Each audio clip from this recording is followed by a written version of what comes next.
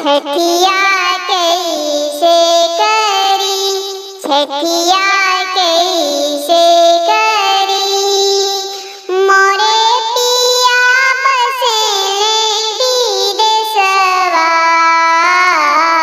छठिया कैसे करी, छठिया कैसे करी, चिट्ठिया जे भेजेले बालमुआ।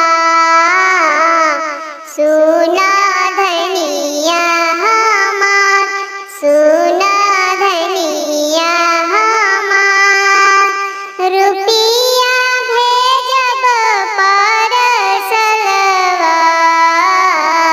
छठिया करिहा जरूर, छठिया करिहा जरूर, हलवा भेजब परसलवा।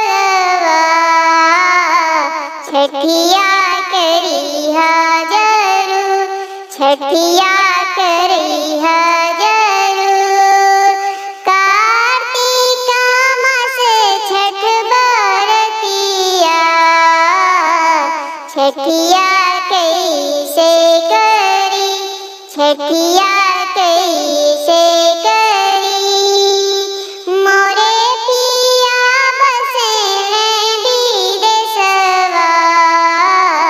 छठिया कैसे करी, छठिया कैसे करी, चिट्ठिया जे भेजेले बालमुआ।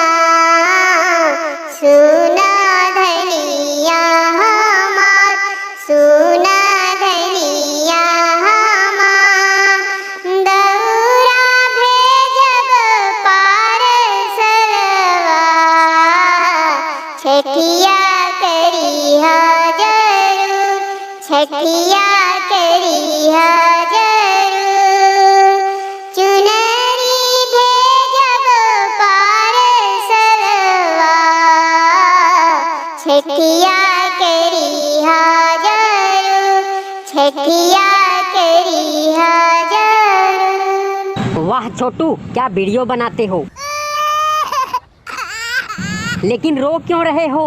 कभी तुम्हारा वीडियो लाइक नहीं करता हूँ इसलिए क्या? अच्छा चलो तेरी इस वीडियो को मैं लाइक कर देते हैं। अब क्या हुआ?